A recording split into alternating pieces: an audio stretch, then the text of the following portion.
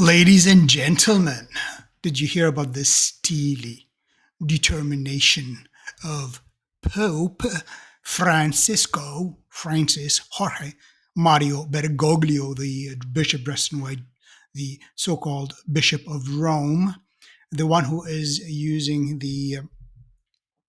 exercising the act, who has the power to do the active exercise of the ministry, which Benedict let go, but Benedict remained Pope. All the lot fun story. But anyways, the steely determination of Pope Francis to implement his critical mass reforms. And this is published, and you can see the blog up there, Il Sismografo, however that you pronounce that. And it is written by one of Jorge Bergoglio, the Bishop dressed in white's most ardent worshippers, Mr. Christopher Lamb in the tablets, the so called Catholic newspaper in England. Now, if you follow him on Twitter, this is basically him and a couple of other guys are basically apologists for every error, every deviation, every novelty, every attack on tradition, every attack on orthodoxy, every attack on the Christian faith in the name of listening to the Spirit and what Pope Francis said. Therefore, it must be so. And I would bet if you go far back enough, you'll find that Christopher Lamb and his co-flock members were probably like ripping to shreds Pope Benedict and Pope John Paul II. Anyways, so this is the Christopher Lamb's article and about the steely determination of the uh, Argentine Pope Francis, who dares not to go to Argentina because he's so damn loved over there. Anyways, let's read the article. And of course, I'm going to give my very insightful commentary. So, Pope Francis is prepared to face down those who continue promote a church within a church. Uh, the further tightening of restrictions on the celebration of the pre-Vatican II Mass is aimed at a small number of U.S. bishops who have been seeking to legal loopholes to block the return to liturgical unity. So here we go right away.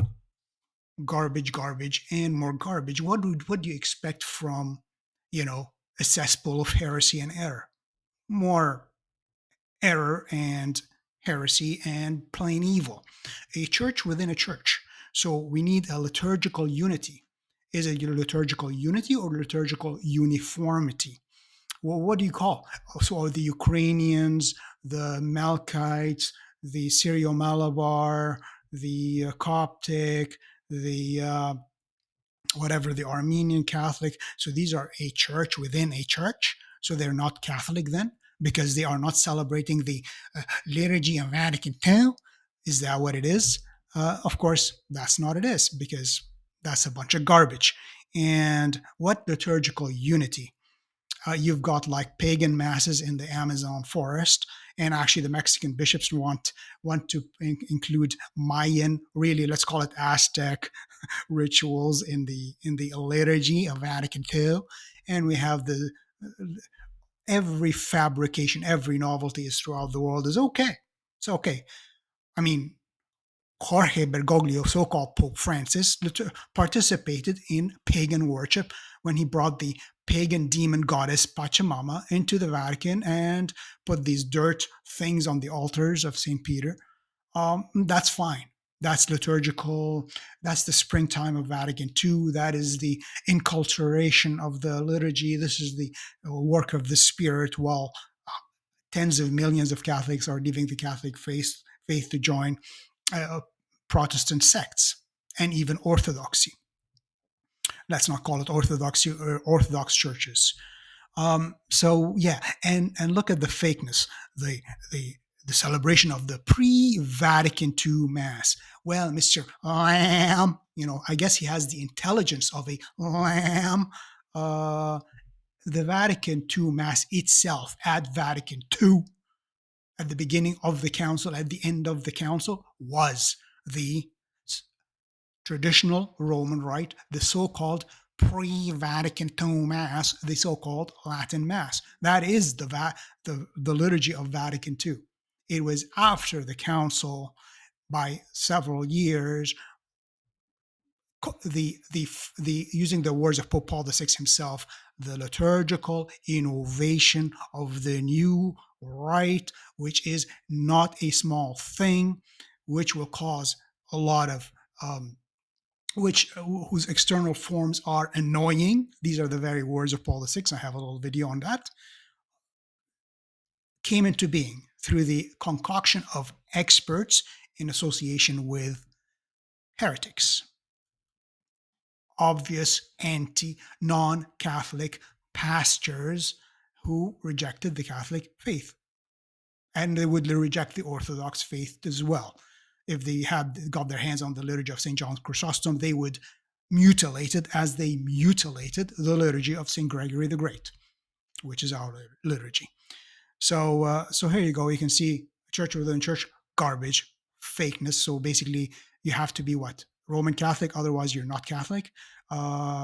Pre-Vatican II Mass, false. Vatican II itself celebrated the ancient liturgy. A liturgical unity. There is no liturgical unity as is at the moment. So this so-called liturgical unity does not exist, but every parish basically has its own version of the Mass.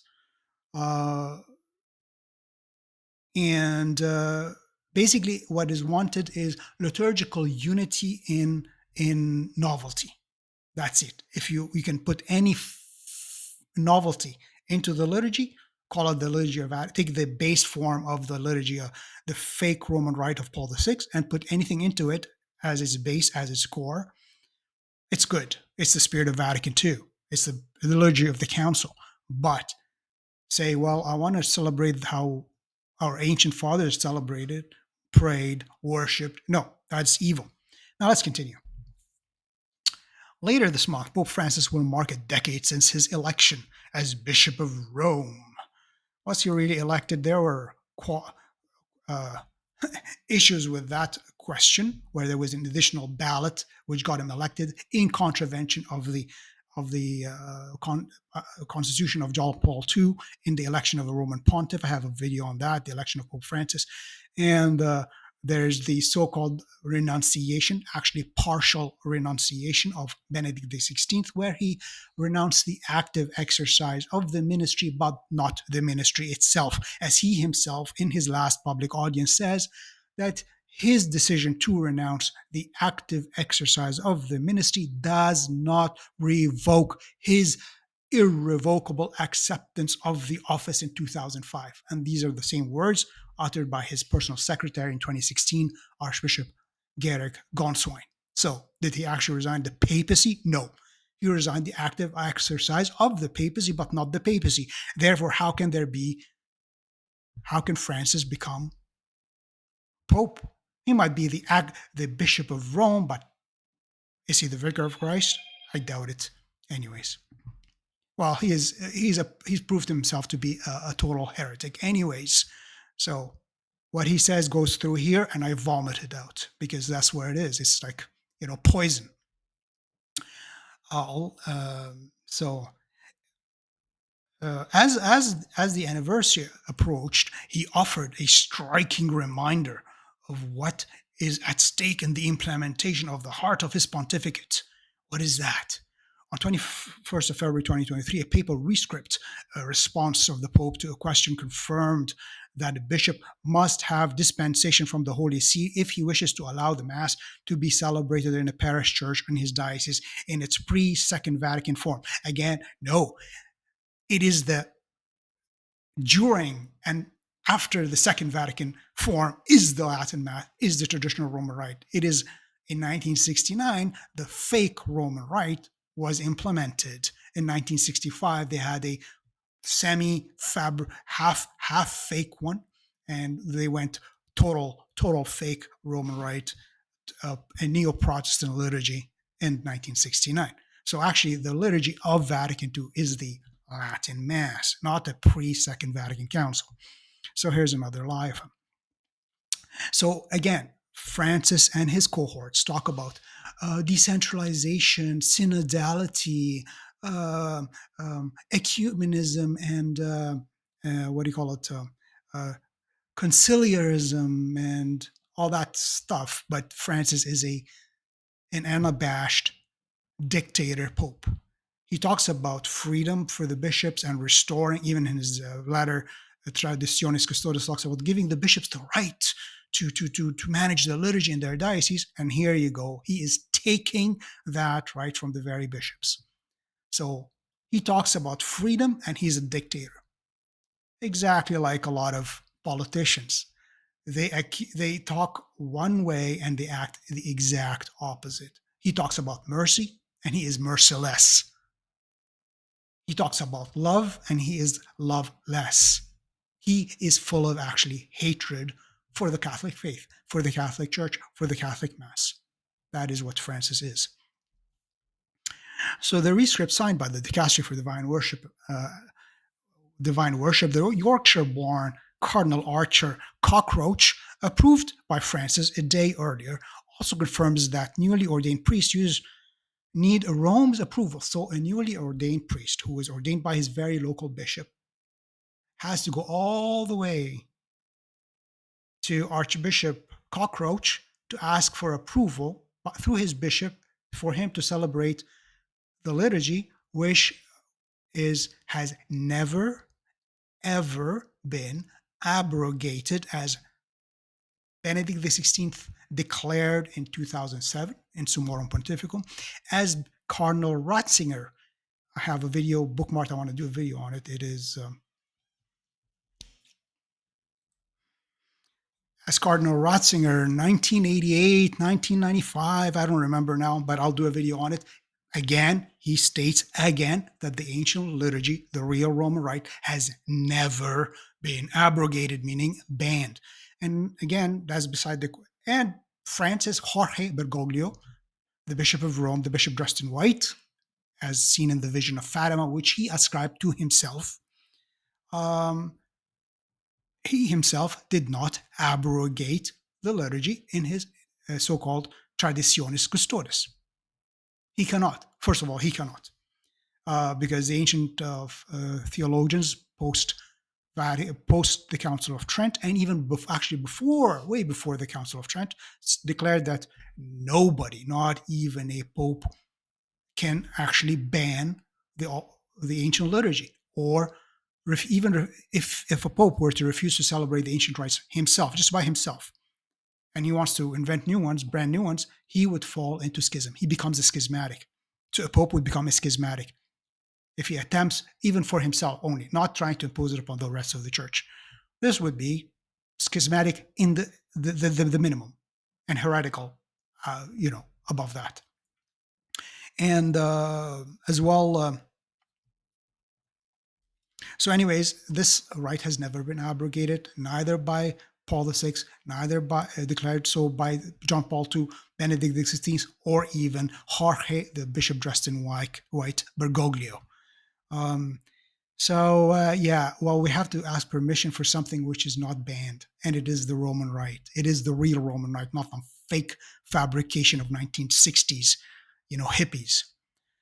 Um, so, you see even a newly ordained priest can't go to his bishop, and he has to go all the way to Rome. Okay, chances of that getting saying yes is pretty much zero. So I say, bishop, priests, exercise your divine right. You are a Roman Rite priest. You celebrate the Roman Rite.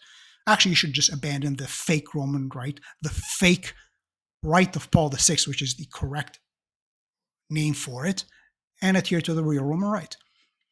The reforms he continues here. The reforms of the Second Vatican Council provided the foundation stones for this pontificate. I guess it didn't provide the foundation stones for Paul VI, John Paul II, or Benedict XVI, who actually participated in the Second Vatican Council, especially Benedict XVI under as his name, Father Joseph Ratzinger. He was one of the main movers and shakers at Vatican II.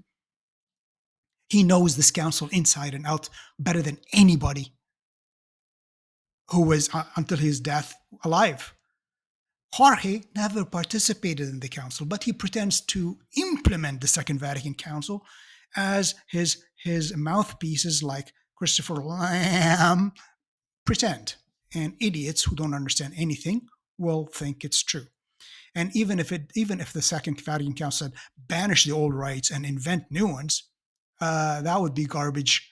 It would be rejected out of hand because it would be utter novelty and heretical and would not be accepted. Period. The Second Vatican Council actually did not say that. I'll do a little thing about another article, and I'll kind of quote from Sacrosanctum Concilium, the liturgy document of Vatican II, and the document for the Oriental churches, which actually sheds light on the document on the liturgy, because it can be good for the Orientals and bad for the West Latins, of course. The reforms of the Second Vatican Council, actually the reforms implemented after the council by Bunini, um, provide the foundation stones for this pontificate. Oh yeah. And Francis has called the path of liturgical reform begun by the council irreversible. Irreversible. So we're gonna go heresy and total destruction all the way. By their fruits you shall know them. By the fruits of the fake Roman Rite, 75% of Catholics no longer believe that the Eucharist is Jesus Christ, is God incarnate, is the Lamb of God truly there, present in front of them. No, no, no. It's just a symbol. Yeah, it's Jesus. It's yeah. Let me put him like a nacho in my hand and give him to myself. I have parents and people have more respect for their brand new iPhone. Oh, be careful. Oh, don't touch it. Oh, let me wipe it down. Compared to the Eucharist, and you're gonna tell a child this is Jesus, and you treat your iPhone with more respect and fear and trembling and awe than you treat supposedly God incarnate, hiding under the veil of bread and wine. And you tell them, oh, this is Jesus. Oh, yeah, okay, sure. Yeah, you destroy the faith of millions. Um, while it allows for some exception, the latest legal act, the illegal acts of Pope Francis, Jorge, Steely's determination to ensure the liturgical books promulgated by Paul VI and John Paul II are what these popes and the Council Fathers intended them to be. No, actually, the Council Fathers rejected the fake Roman Rite when it came up for a vote, when they had a play, a demonstration. They play acted the liturgy invented by Bonini. Most of the Council Fathers did not accept it. But that is what was imposed. So again, lies upon lies upon lies. And again, by their fruits you shall know them. And why this rage? The rage against the ancient rite is because of the ancient faith. Because it brings people to awe and reverence of God. These people, plain and simple, Jorge Bergoglio, aka Pope Francis, are demoniacs. They are filled with demonic spirits, because it could only be a demonic spirit. Hell itself rages and hates what is good. There's no other reason to hate and rage against what is holy and good, what has been prayed and worshipped in 1,000 years, is demonic, period. It's plain and simple. Yeah, Pope Francis is demonically possessed. That's what I think. Um, so he says, okay, these books by Pope Francis, promulgated by Paul VI and John Paul II. He's not talking about Pope Benedict, who actually fixed a lot of the fake translations of the Roman Rite, like the for many and for all, for the consecration of wine, which they perverted the very words of Christ himself, the very words of the gospel itself, which clearly says that the wine was consecrated for many, not for all. He died for all, but the effects of the sacrifice are for the many. Actually, the Catechism of the Council of Trent deals with that problem, actually. So why is he doing this, Jorge Bergoglio? He pretends to be the follower of Vatican II when Benedict XVI is the very incarnation of Vatican II. He apparently didn't understand it, but Jorge understands it.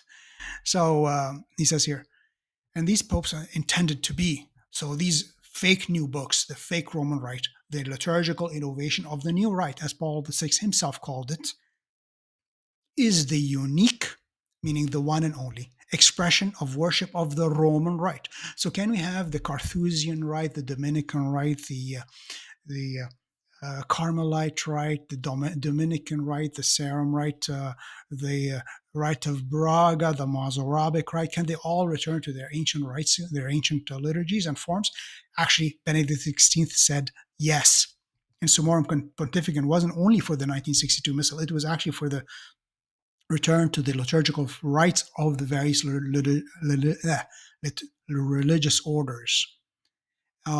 So, but this is the lie, the lie. So he says this is the unique expression of worship of the worship in the Roman Rite. So the one and only. So the one which was celebrated for at least 1500 years or more is not an expression of the Roman Rite, but a liturgy fabricated in 1969 up to 1969, and it's still evolving, is the unique expression of the Roman Rite. It is the unique expression of the fake Roman Rite. It is the unique expression of the fake Catholicism promoted by many bishops. It is, yeah, it's the unique expression of the Protestantized Roman Rite. It's not the Roman Rite. It's not the Christian Rite. It is a fake Roman Rite. It's a fake liturgy. But let's continue. But the rescript also points to the resistance that Francis has faced in implementing his reforms. You know, the dictator pope wants his word to be done. That's why he removed Cardinal Sarah from his office as the head of the liturgy congregation, and put Cardinal Cockroach in there, because a cockroach will do what you're told, or Francis was gonna, step on him and squish him, because he's so merciful. This ruling was necessary because some in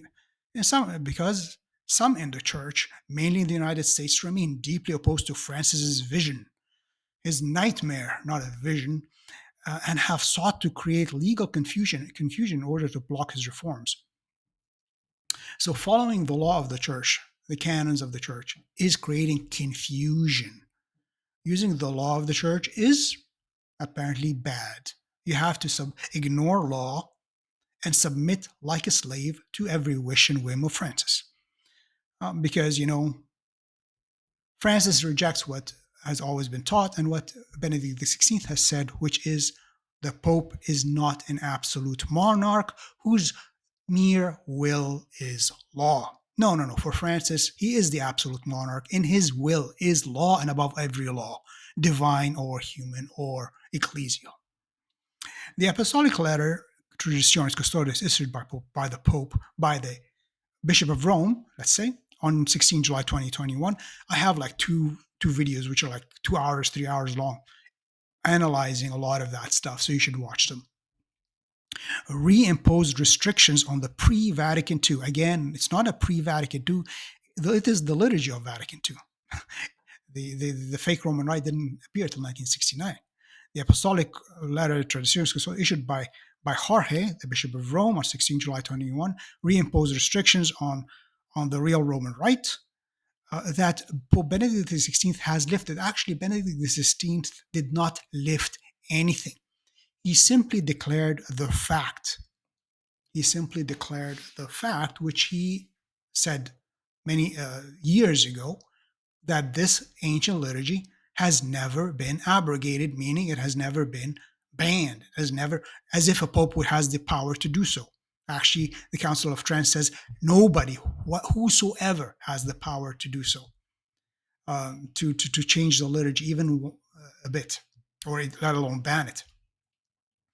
Benedict simply said, this ancient liturgy has never been abrogated, and as such, it was always legal to use.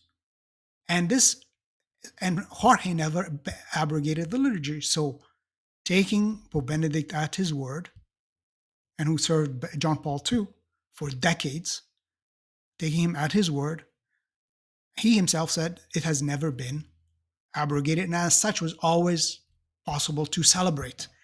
Therefore, Benedict, and he simply says, look, every Roman Rite priest has the right to say either the deformed fake Roman Rite of Paul VI or the ancient liturgy, which is a great treasure.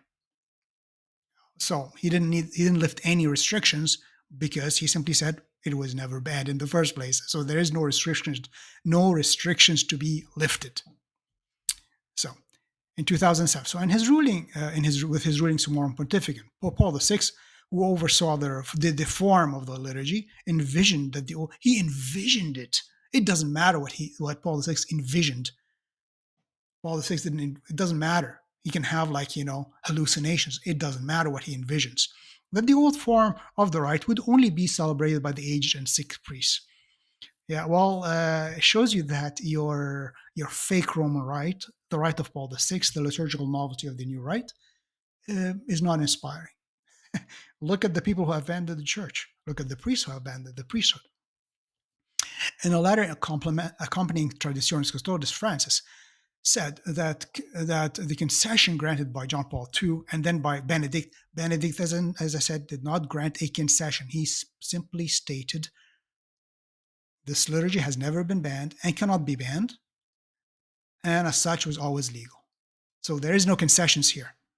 Okay, Benedict stated the right of Catholics, the right of priests to celebrate the ancient liturgy. Period. Because it has never been abrogated and cannot be abrogated. So these concessions, according to Christopher Lamb, has been exploited by traditionalists to encourage disagreements in the church. What do you mean, like promoting the ancient liturgy and pointing to the defects of the new liturgy? The defects which have proven abundantly clear to anybody.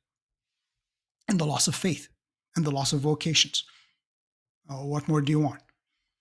To encourage in the church and expose her to the peril of division. Who is causing division now? Who's causing division? The only division is Francis, who's promoting paganism into the liturgy. Paganism, from Mayan rituals to Pachamama to African shamanistic rituals into the liturgy. Is that so? That's fine. That's not creating divisions. No, that's good. That's fine and dandy. Holding on to the ancient liturgy, that's division. And what division? Now again, Francis with his illegal ruling is basically dividing Catholics. He is expelling Catholics who adhere to the ancient Roman rite, the rite of liturgy of Jorge's parents and grandparents and great grandparents. He is kicking them out of parish churches into the outer darkness, basically. He is creating division in the church. And see, that's what they do. They create division and they condemn division. They create hatred and they condemn hatred. They are merciless and they condemn mercilessness. They're just pure evil. They're just like the devil. It refers to how traditionalist leaders had promoted the celebration of the Mass with the 1962 Missal. Holy smokes! People have promoted the celebration of the ancient liturgy. Oh my God, which has always been legal, as Benedict himself declared. Holy smokes, this is so bad and evil. A phenomenon in the English-speaking Catholic world. At one point, now watch the horror, the great horror, the scary thing, the horror of horrors. 21 of the 70 parishes in the Diocese of Arlington in the United States offered the pre-Vatican II liturgy, actually the Vatican II liturgy, as I explained. While the tablet, see the absolute horror. 21 out of 70 parishes celebrated, not exclusively, but they had maybe one Mass on Sunday amongst the rest of the fake Roman Rite liturgies. Well, they had one Mass on Sunday of the ancient Roman Rite. Oh, this is like, holy smokes, this is so bad and so evil. This is horrible. So people praying to God, people worshiping the Eucharist, people receiving communion, people informed in the faith of their fathers is evil according to these people, which makes them the real evil ones. The tablet has reported on the divisions caused in Leadbury, Hertfordshire, and Blackfen, southeast London, 2000, when preconciliar liturgy was imposed on these two parishes. What do you mean imposed? I would bet, I didn't research this, but I would bet that they probably had like, four liturgies of Vatican II on Sunday and maybe one traditional mass. They didn't go full exclusive Latin mass. So they didn't impose anything. You don't want to go to the liturgy of your fathers, go to the fake Roman Rite. Nobody's forcing you to come to the ancient liturgy. But again, these people do not like competition. They do not like competition. If you offer them an alternative and that alternative proves to be superior and more attractive than their product, they don't want to improve their product. They want to ban the competition. That's what it is. One Rome-based church source told me that Pope Francis had become concerned about how Pope Francis became concerned how the older form of the liturgy was being used to undermine the unity in the years since his election. Actually, by the acknowledgement of Benedict XVI that the ancient liturgy has always been legal, unity was reestablished. Many orders returned to the unity of the church. Many people became celebrating the ancient liturgy in the same parish as their fellow Catholics. This is unity. What Francis is doing is creating division. But again, he loves his God of surprises, his God of chaos, which is, of course, not the triune God. The restrictions Francis placed, which are null and void, illegal, and no pope can impose them, period. He would become a schismatic. And Francis, we know, is a heretic, actually, not just a schismatic. We had the letter of priests accusing Francis of the delict of heresy. They accused him of heresy. And I went through it in an old video. Maybe I should just redo it because it has never been answered. So the restrictions of the devil, Francis placed on the celebration of the Vatican II liturgy, the post-Vatican, in favor of the fabricated liturgy of the post-Vatican II, the source stressed were primarily designed to stop it from becoming a club or being used to create an alternative church. So why? Why? So a Ukrainian Catholic is part of an alternative church. A Melkite Catholic is a part of an alternative church. An Armenian Catholic is part of an alternative church. A Dominican who celebrates the ancient Dominican Rite is part of an alternative church. A Carmelite celebrating the Carmelite Rite is part of an alternative church. No. So what is the alternative? So let's take it as his word. If it is an alternative church, therefore, we have a pre-Vatican II church and a post-Vatican II church. These are people who Benedict condemned as those promoting the hermeneutic of rupture. That in his speech in 1988 to the Chilean bishop, he said, some people disregard every single council and everything pre-Vatican II and pretend Vatican II is a start from zero as a super council, even though the council, Cardinal Ratzinger under John Paul II says in 1988 to the Chilean bishops that Vatican II defined no dogma and restricted itself on being on a modest level, a merely pastoral council. But the people are treating it as a super dogma. So if he's talking about creating an alternative church, meaning an alternative dogma, an alternative belief, okay, if I want to take you at your words, Francis, okay, which alternative church do you want? Do you want a church created after 1965 or 67, or a church which lasted from year 0 to 1967? Which church would you choose?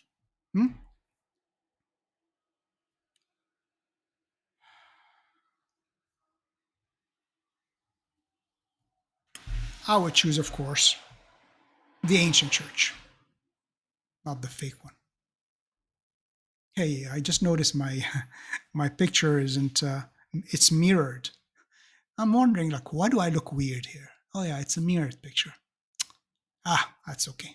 Would I be able to change it now? Let's see. Can I change it? Probably not. I don't know what this button is. That doesn't matter. Mirrored, mirrored, not mirrored, not mirrored. Here you go. I'm not mirrored anymore. I'm back to normal. Anyways, let's continue. So he wants an alternative church. Let's see how much more do we have here.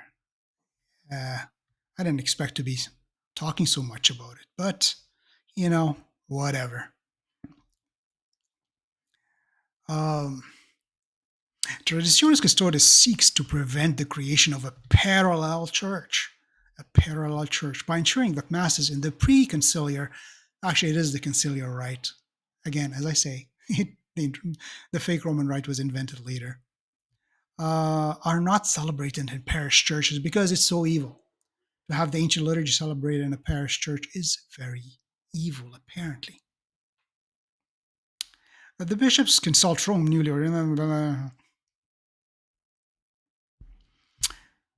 So they're talking about Canon 87, which gave bishops the right to change the liturgy, but to dispense the faithful from following the diktats of the dictator in Rome. So I'm going to skip that part.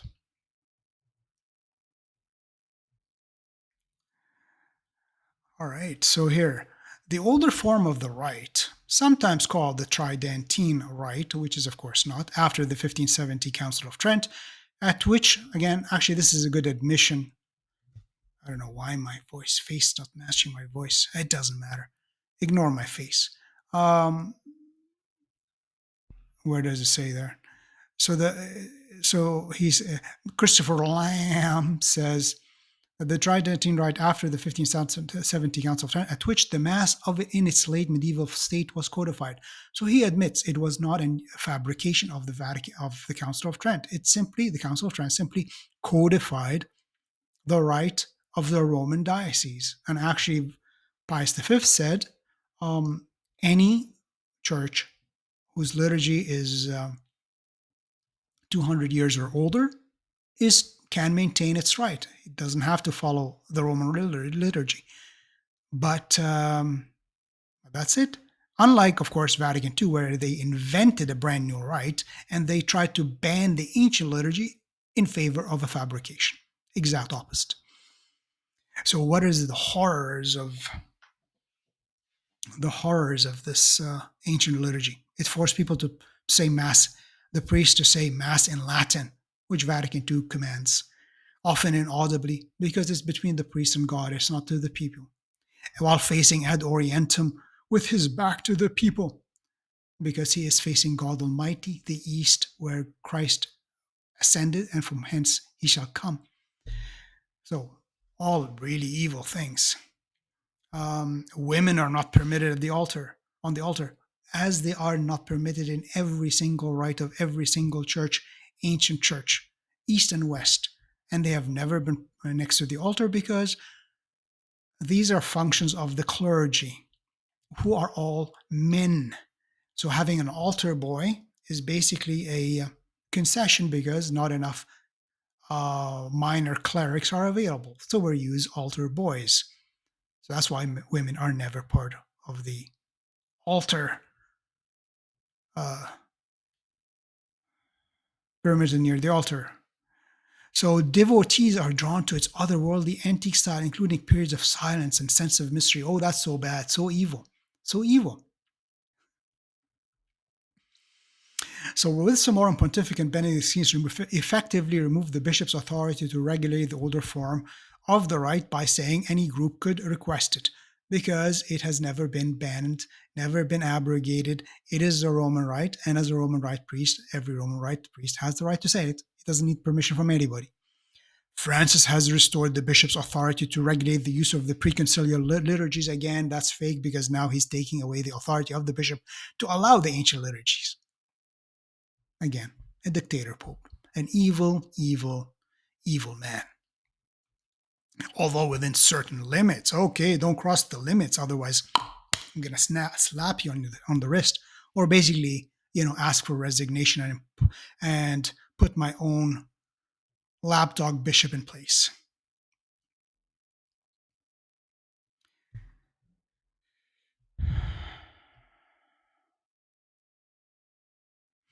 Um,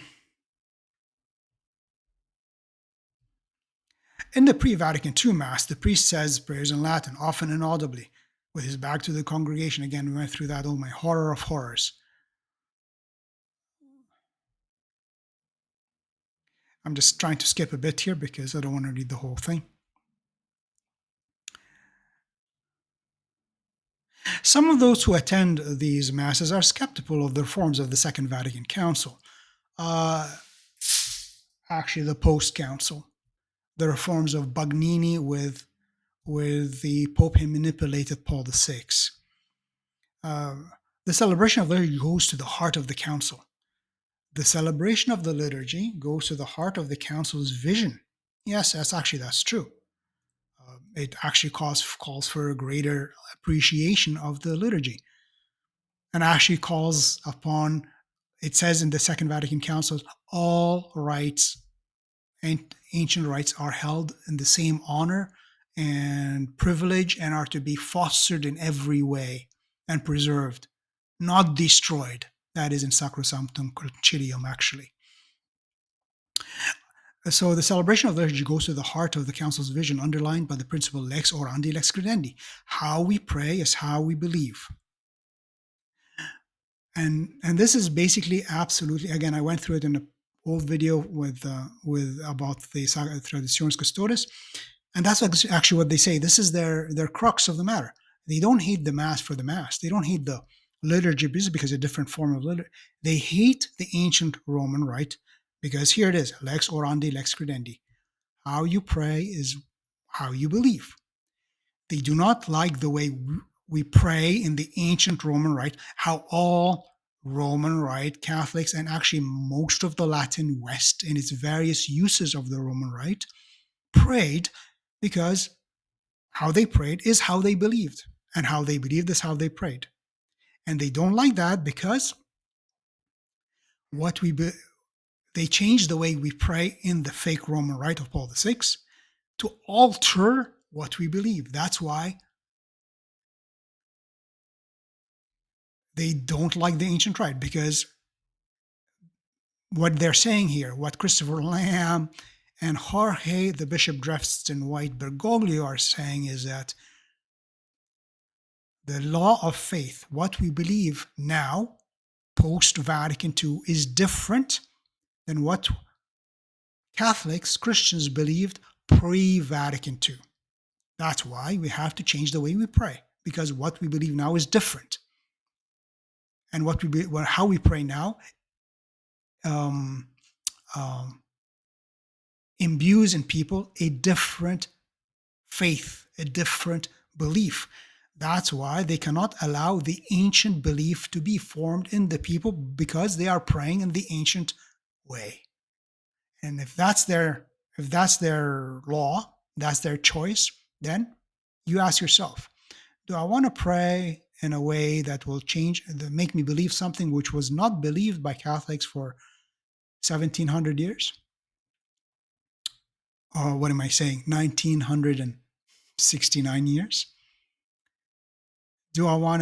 What faith do I want to have? The ancient faith, which is expressed in the ancient liturgy, or a new faith as it is imbued into me, and it is brainwashed me into believing through prayer of the new rite of Paul VI. Of course, any Christian would have to say, taking them at their word, they're just telling you this, that they don't like the old liturgy because it has a different faith. Uh, it expresses the desire of the liturgy to have the participation of all believers. Does that mean running around the altar and everybody pretending to be a cleric? No. Um, so and its recovery. So this, which in turn is reflected in the Council's Constitution on the Church, Lumen Gentium, which will, and its recovery of the biblical and early priesthood of all believers. So right here again, without explicitly saying so, Lamb and his Protestant bosses in the Curia and Jorge, who loves Protestants more than Catholics, believe in the priesthood of all believers to the exclusion of the priesthood of Christ, the ministerial priesthood. Those men who were became part. Jesus, when he ordained the apostles, told them, "If I don't wash your feet, you will not have part of this with me, being part of the priesthood, the high priesthood." So they deny the priesthood. They deny the sacrifice. They deny. Therefore, they want a new fake liturgy with people running around the altar, women and boys and girls, and everybody handle the Eucharist as a piece of bread because it's a different faith. Uh,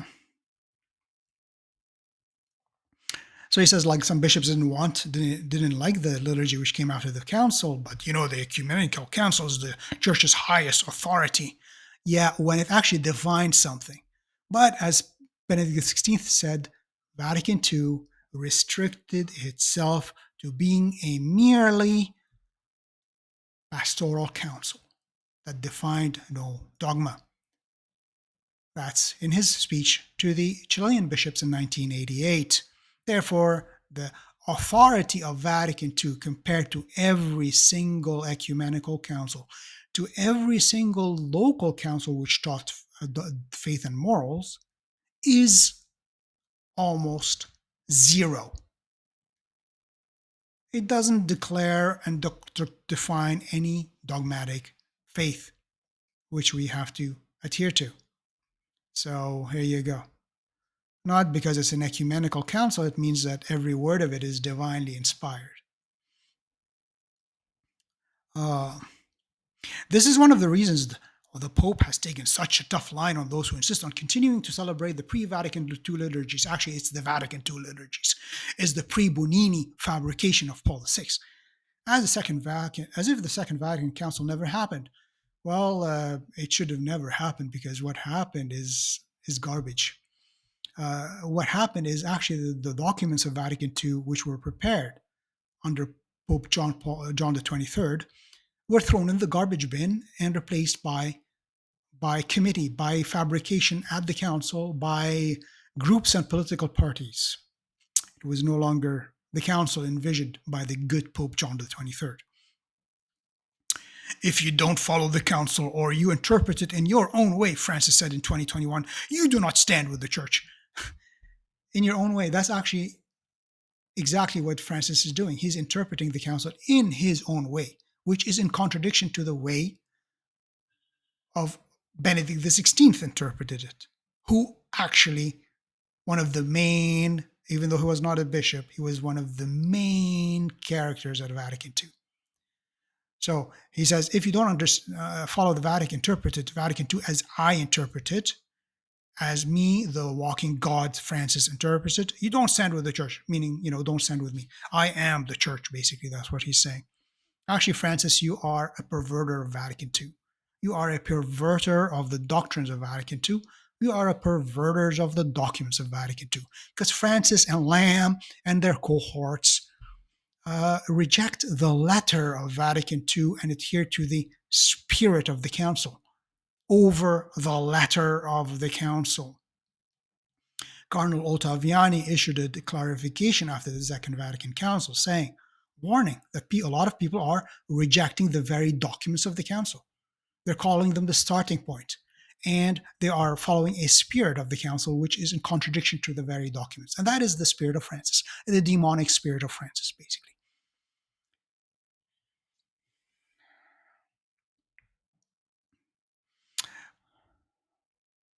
But, so I guess he's talking about some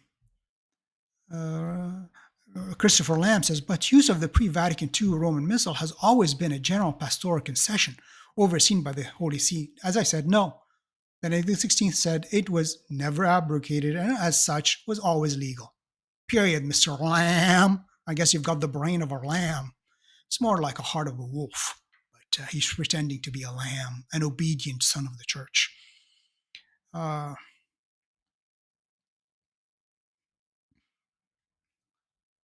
as Francis approaches our ending now, that's it. As Francis approaches a landmark moment in his pontificate, in his fake pontificate, because to be honest with you, I will be totally honest with you. I I would say 95% certain that Francis is not Pope, that Benedict did not renounce the papacy, but only its active exercise, and as such, meaning he's remained Pope.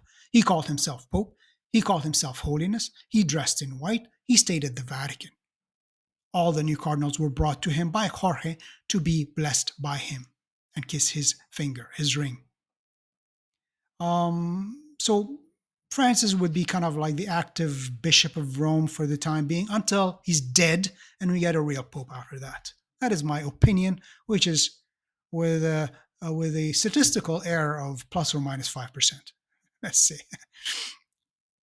And even if Francis was 100% legitimate as a Pope, even if there's absolutely zero chance that Benedict remained Pope, but he was 100%. Like if Francis was 100% legitimately elected, even if he is, he has no power to ban the ancient liturgy, as Paul VI didn't have the power. And people should have said, Paul VI, you don't have the power to do that. We will maintain the right of our fathers. Because Paul VI he acted in a schismatic way by attempting to suppress the ancient liturgies and supplanting it with a fabricated one created by committee. So let's end it here. As Francis approached the landmark moment of his pontificate, he has shown he is prepared to face down those bishops and groups who continue to resist the vision of the council. Actually, it is the nightmarish vision of Jorge Bergoglio, and promote a church within the church. Well, let's ban all the ancient rites of East and West and have a uniform rite of the one church, so we won't have a church within a church and we won't have liturgical disunity. With the liturgical life frozen in the 16th century, the liturgy evolved gradually, organically, slowly. And the biggest error of Trent was the centralization, which Trent and Pius V was the first pope ever in history to actually regulate the liturgy. It was never part of the papal powers. It grew in the dioceses, in the churches, in conformity to tradition, not fabricated by committee. So, yeah, I'd rather have a liturgy frozen in the 13th century than one invented by committee, because that liturgy would contain within its core the faith of the fathers, the ancient faith, the discipline of the church. As in Lent now, the ancient liturgy talks about us fasting, our bodily fast. That's what God commanded us to fast. But is there any fasting now in the fake Roman Rite? No. Oh, you fast on Wednesday and Ash Wednesday and Good Friday. That's it. That's good enough. Otherwise, eat, drink, and be merry and eat like a pig, and you're a good Catholic, because no, we're such a loving and open church. He is determined. Jorge is determined to protect the unity of the church by causing division, by expelling Catholics from parishes because simply they want to worship as their fathers did, even at the risk of appearing inflexible. Yeah, he is a dictator pope, period. Plain and simple. And as I say, uh, what he wants, every single Catholic priest should say, okay, I'm going to ignore that. And let's see what you're going to do. What are you going to do? Expel 1,000 priests? Ban 50 bishops? All right. Then the faith is what matters. The discipline, the ancient faith expressed in the ancient liturgy, lex orandi, lex credendi, the way you pray is the way you believe. We will keep that because you are telling us that the new liturgy teaches us a new faith. And we cannot accept the old liturgy because it reflects a pre-Vatican II faith. All right, then we have to reject your novelty. That's it. That's all. Hope you enjoyed this video. Please like, subscribe, and share. And watch some a lot. I've got a lot of good videos on the liturgy, on whether Benedict resigned, on communion in the hand, on how a Coptic priest describes his liturgy, which is matches the Catholic ancient rite, and how they take care of the particles. So there's a lot of good stuff. I know I don't do too many videos. I do once in a while. So therefore, my channel is not growing very fast. But um, whatever. I'll try my best. Okay. Have a good day and a good Lent and fasting, prayer, and alms deeds. That is what we do. We pray as our fathers. We worship as our fathers. We believe as our fathers. And so we may be in heaven with our fathers. Keep the faith. See you next time.